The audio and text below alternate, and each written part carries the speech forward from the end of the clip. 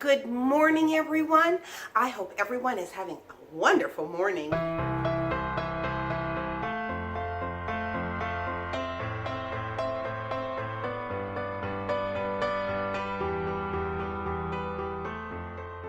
And today we are heading down to my grandkids' school because it is Grandparents' Day.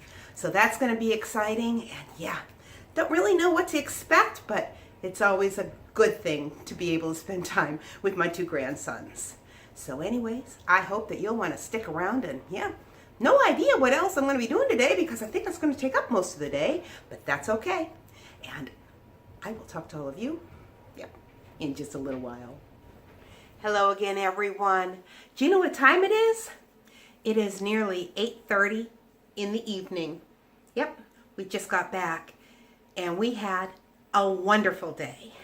We just was completely thrilled with what the school did and how it honored the grandparents, and just being able to spend time with Luke and Nathan. It was just really nice. And then afterwards, we ended up, because his other grandparents, Annette's parents, were also there. So we ended up going afterwards to Bruce and Annette's house, and we had dinner. So it was just a wonderful evening, and I was able to give Bruce his Bible, which he was absolutely shocked by.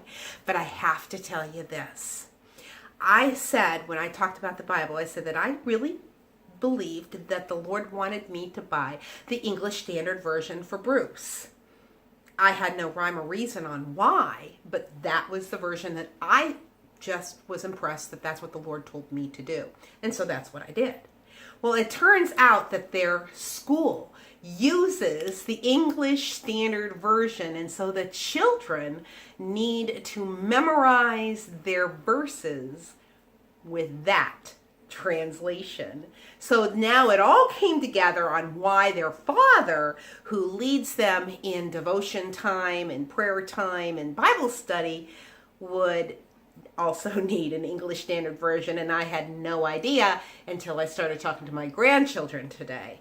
So yeah, that was exciting. But anyways, the other thing I wanted to show you, if you don't mind me chit-chatting with you a little bit, is I'm friends with a couple people on Facebook that also have Shelties. And that's really our only connection, is that we love Shelties. And that's what Mindy is, by the way. And the one said that their vet recommended what was called Richard's Organics. There was another one too, but this was the one that he happened to use. And this is a flea and tick spray. And what he said is that it gets a little oily, because you got to spray it on them and kind of get it down into their skin and until it's kind of damp. And he says that sometimes it can leave the Shelties fur just a little bit on like the oily side. But he says the next day he just takes a little bit of baby powder or some talcum powder and kind of, puts it on her furs, and then that kind of absorbs any extra oil. So I thought that was kind of neat. But what's basically in it is, hold on, I gotta look here. I knew that there was something wrong with another language. Okay, cinnamon oil, rosemary oil, peppermint oil, cedar oil, and clove oil, and then some other ingredients. But it's supposed to be 100% natural ingredients. So yeah, this is what I decided that I'm going to turn to, because there's just so many dogs getting sick on the flea medications on like Frontline and the different ones out there. And so yeah, it's basically you're putting pesticide on your dog anyways. So I thought I would try this. Anyways, I wanted to show you a few of the pictures of our afternoon, and I hope you enjoy that. And yeah, I'll talk to all of you in just a little while.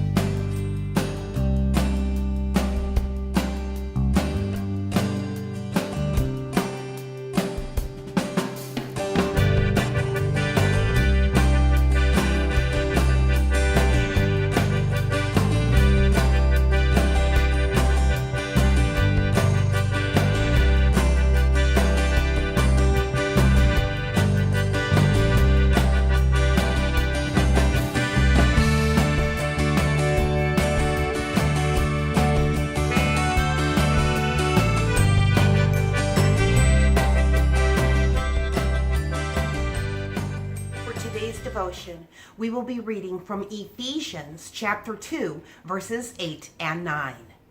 For by grace you have been saved through faith. And this is not your own doing. It is the gift of God, not a result of works, so that no one may boast. God's grace is the gift that is offered to us freely, that forgives us from our sins after we miss the mark or we fail. Grace is always about God's unmerited favor.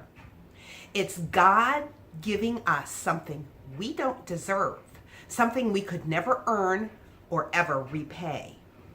I'm sure you've heard the acronym God's riches at Christ's expense. It's easy to remember, but what does it mean? Understanding grace is essential to following Jesus, and we need to fully comprehend its meaning. So often, grace, forgiveness, and trust get all muddled together as though they're all alike, yet nothing is further from the truth. Even though all three are connected to following Jesus, grace is for our enemies. God demonstrated grace for us when he sacrificed Jesus to save us while we were his enemies, as we're told in Colossians 1, verses 21 and 22. We can't ever do anything to deserve his sacrifice. That's what makes it grace. That's why it's a gift, because it is undeserved. Grace is loving people who don't deserve love. That's the picture of grace we're supposed to use.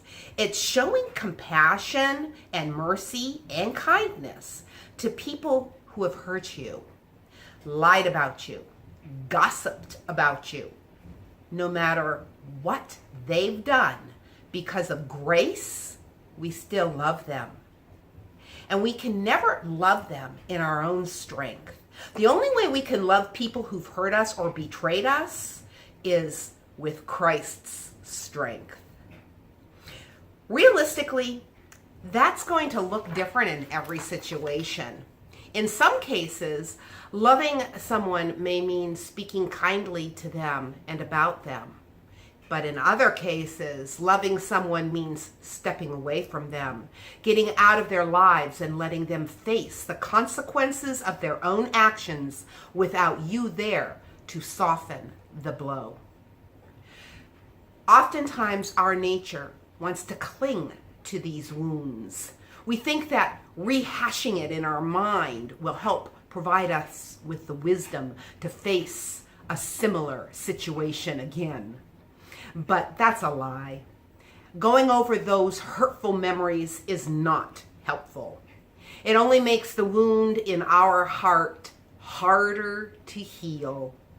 We must let it go, because following Jesus, it isn't about you or I. It's about him. And with that, I want to remind you, life happens. Let's enjoy it. So pry your fingers off of those wounds and let God work. Recognize that whoever hurt you is imperfect, just like you are. And don't talk about how that person hurt you, because that just keeps the cycle going. And if someone happens to ask you, just respond by saying that you've prayed about the situation and it's now in God's hands. Doing this will help you by not adding fuel to the fire and allowing sadness or bitterness to stay in our heart. God bless, and I will talk to you tomorrow.